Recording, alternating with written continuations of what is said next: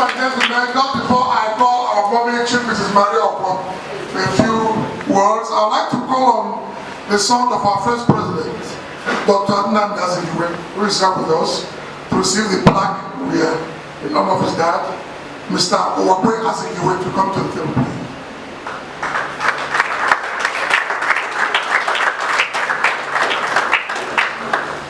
While he's coming up, I call on Chief Mrs. Maria Okwo to make a few comments. Thank you.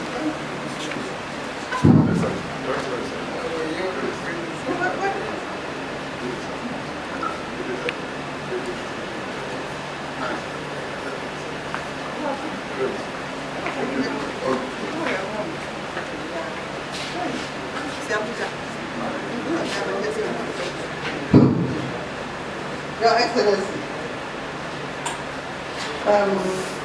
UGOCHUKWU-UKO, all other protocols. My youth, who are always asking me, I work with your dad, because I'm sorry to be late. But someone here. Before I say anything, I want to announce to you that I am 2 years older than the last speaker. Sorry. Yesterday I turned 84 years.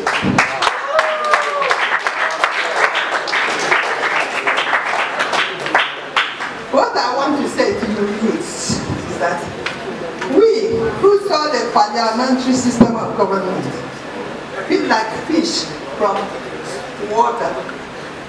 No matter how can it survive? No. This is exactly how I'm feeling. I'm sorry for you people, because you know nothing but chaos in this country. Absolutely nothing. You and all my children you have never seen any good times in your life.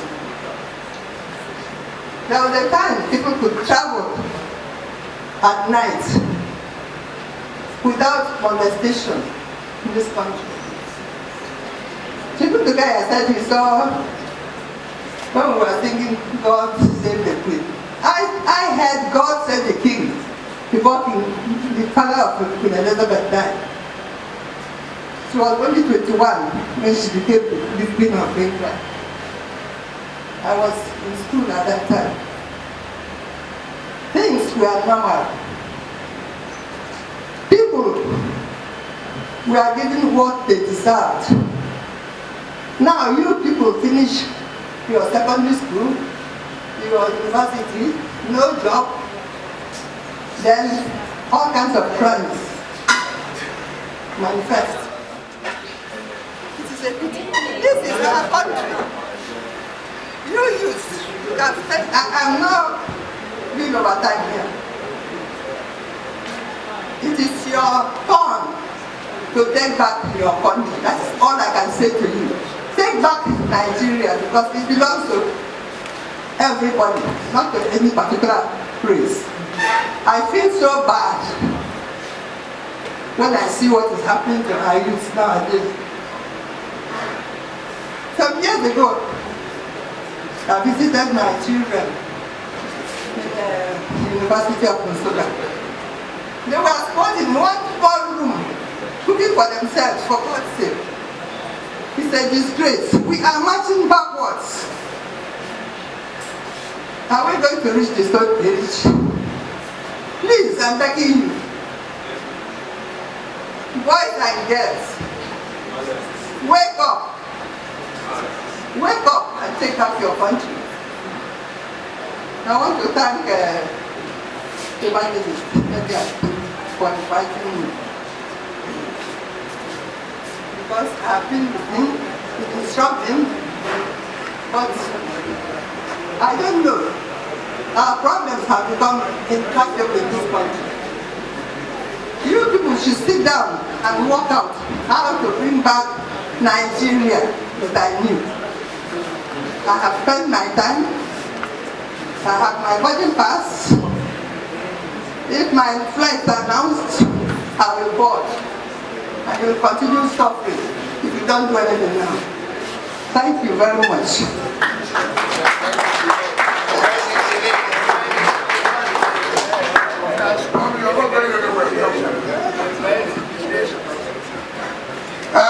Please, another round of applause for Mommy Marion. Now, ladies and gentlemen, we'll round off in the next 30 minutes. I want to use this opportunity to state clearly what is the agenda of the Igbo movement. The Igbo movement believes clearly that something is wrong with Nigeria. We believe clearly that this unitary structure is not working. We believe that we will continue to go round and round in circles, deceiving ourselves if we pretend that the country is working, because the country is not working. We believe that the past national conferences should be brought together and Nigerians would agree on how to devolve powers back to the federating unit like it was in the First Republic. We believe that it's only when we devolve power to the federating unit through a restructuring of the polity can this country attain its potentials. We have deceived ourselves for so long. We have pretended that this unitary structure built by the soldiers will take us to the promised land. The truth of the matter is that it's not working. Some states can't pay salaries. The country is not moving forward. It's time we tell ourselves the truth. We need to come to reality and restructure this country by enthroning true federalism to move the country forward. Thank you very much. Playing in the background is the very first edition of our IYM annual convention. That screen you're watching was held at the Hotel Presidential Enugu in 1999, 20 years ago. The chairman of occasion, Chief Chizzy, guest speaker, UGOCHUKWU-UKO, other speakers, Professor Chief UGOCHUKWU-UKO. I will be conducting this discourse annually or fairly for 20 years. In some cases like 2006, 2008, 2012, we had it twice. So we are proud that we sustain, God has given us the grace to sustain what we've been doing for 20 years. Before I invite, we will move on to the next item, which is give our honor to as we do it. I'd like to plead with the political leaders from this region who are scared stiff of me and scared of the IYM. I want to plead with them that subverting and undermining me is a wasteful exercise. I am using this opportunity to make public for the first time vow I made with God. I will never join any political party as long as I live. I will never accept any political appointment as long as I live. I will never contest for election as long as I live. I will never accept chieftain's title as long as I live. I will never be faithful to my wife all my life. I will never fly first class. I will never acquire or ride in a V8 or V12. These are vows I made. They do not know. So they are scared of my profile, the profile of IYM. Anytime I hold an event, they deploy resources that also be used for something else, subverting it, undermining it, sabotaging it, discouraging people, blocking it, spending time that they would have used. This afternoon, the people sabotaging this event called me when they had his final took off and tell me, hello, somebody's coming there. I know there are people sabotaging it. I plead with them. For 20 years I've been doing this. I'm 57, almost 60. I'm not joining any political party. Where would I join? Is it when I turn 80 or 90? I have no interest. They should not be scared of me. They should not be scared of IYM. Anytime we have an event, they're wanting, undermining, paying. The money they are wasting to subvert and undermine me, they could deploy it and put more in what village? They are wasting their time. For years, it's been that way. I suspect that people doing all this are our Igbo leaders who are agents of the oppressor, who want to give the person the impression that they are in charge of this environment, and they will shut down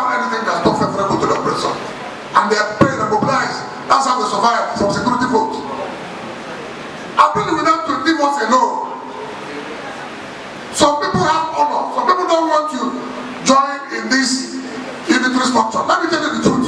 Why some decent people are not interested in politics in this EV3 structure. Every politician in Nigeria is caliphate compliant. If you are not caliphate compliant, if you say pay, they'll phone the government to remove you if you are commissioner. To belong to Nigerian political structure today, you must be compliant to the wishes of the masters. Nigerian the masters and the rest. Slaves. Some of us don't want to be caliphate compliant. You can't be a politician in Nigeria, governor, minister, without being compliant to Nigeria. Some of them have no honor, people. If, God forbid, Abaka Shekau or Boko Haram becomes president tomorrow, they will also to be PA to Shekau. Some of us have honor. We want to change the structure. So they should not be judging us by their standards. Now, Nigerians I know who, for the fact that once you join politics in Nigeria, you must bow down to receive million poverty and find out it happened. You dare not defend them. In the Nigeria,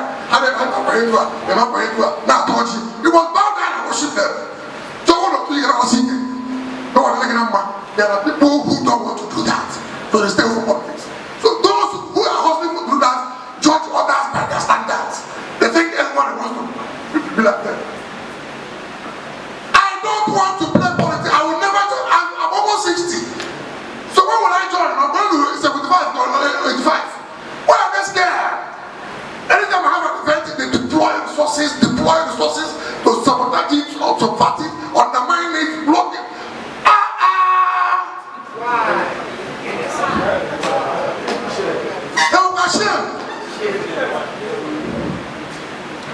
Having said that, ladies and gentlemen, it's my honor to always, like I do, remind the younger generation of the role Dr. NDIGBO played in this country. Everywhere you go, you hear people. People say, "Zeke, you know that I want Nigeria." Those people are being unfair to the great Zeke.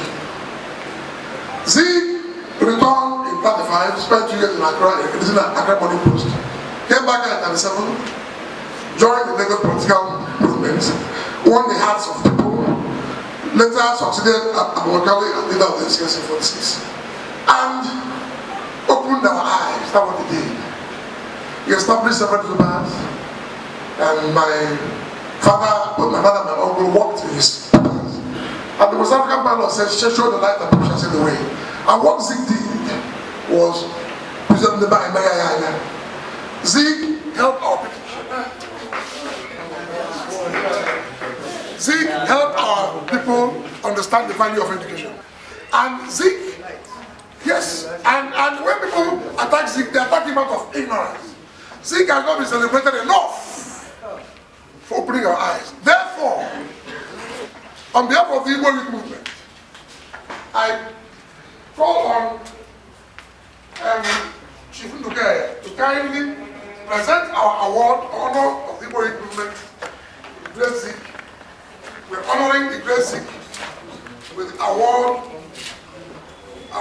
of the great Zeke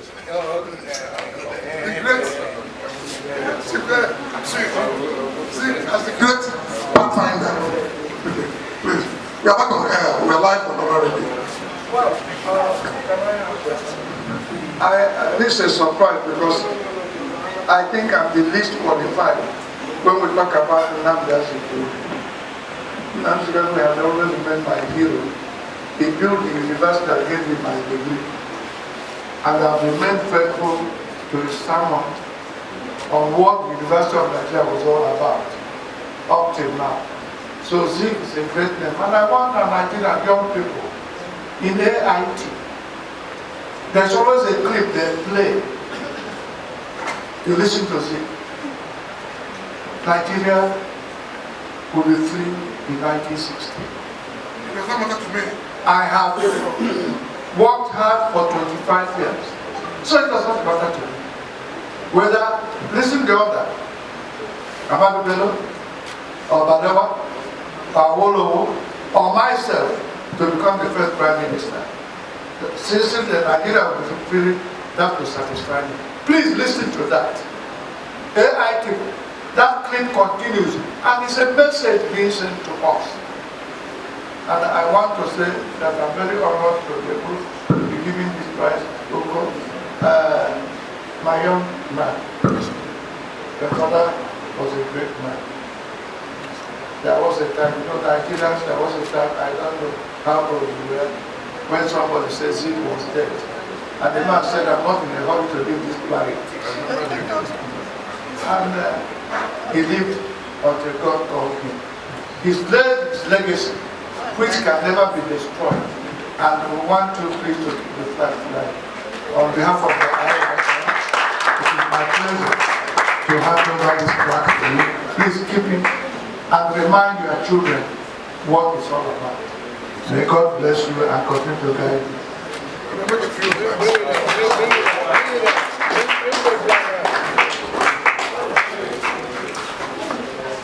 Thank you very much.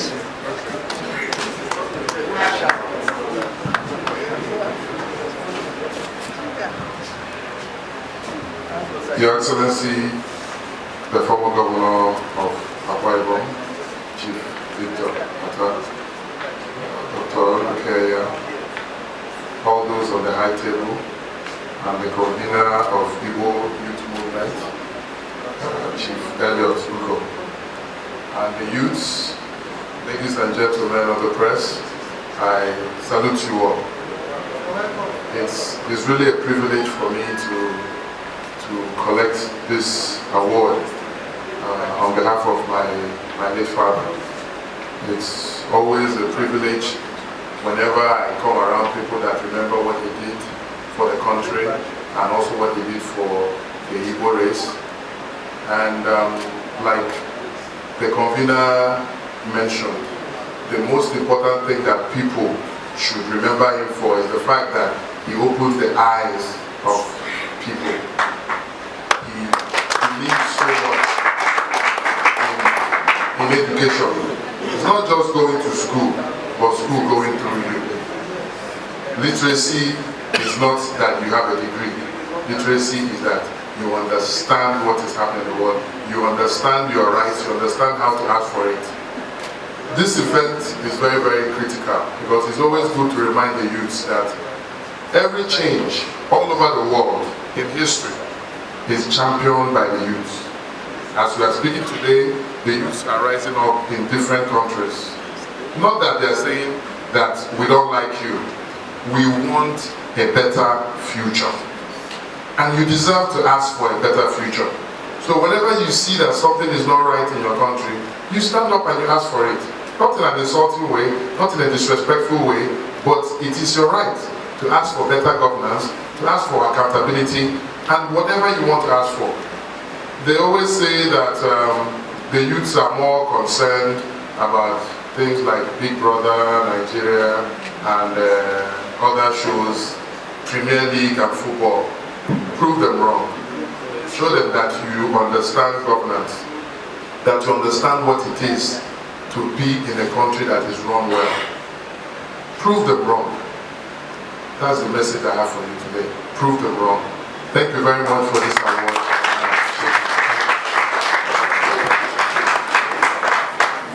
Yeah, ladies and gentlemen, we will close by watching for 10 minutes. Please put it up. We will close by watching for 10 minutes. Just for 10 minutes, the exams.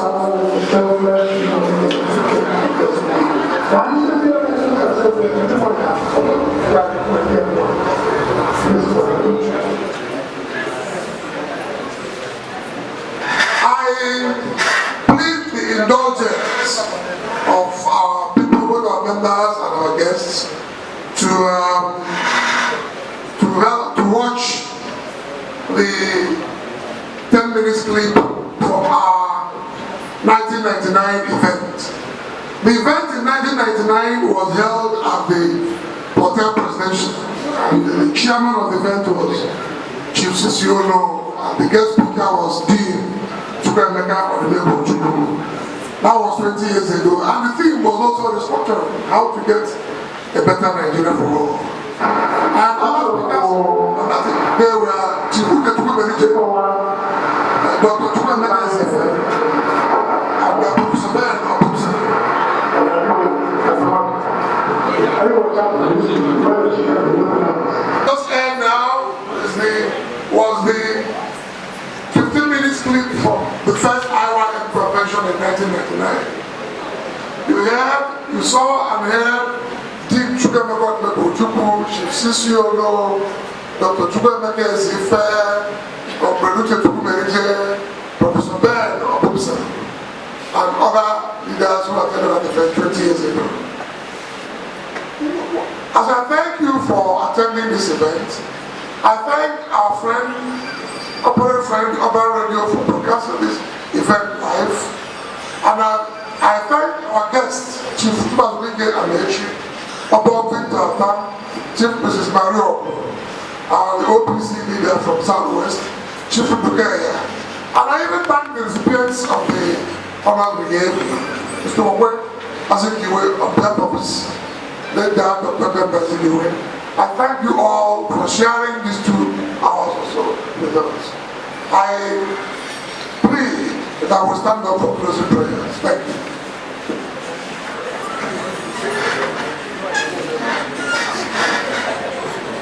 Our Father in heaven, we thank you, great God, for the grace and mercies that saw us through this event peacefully, 31st of October 2019. Father, we pray that as our guests and visitors are going back home to their respective destinations, that the Lord guide them, protect them, and preserve them. Father, we pray, and in spite of the shenanigans of the oppressor and his agents who are bent on undermining, subverting us, something they've been doing for 20 years, we pray that God continue to give us the grace to stand on the truth and to tell the world the truth that Nigeria cannot move forward unless Jesus comes around. Father, we thank you for a successful event. Thank you for all things. In Jesus' name we pray. Thank you.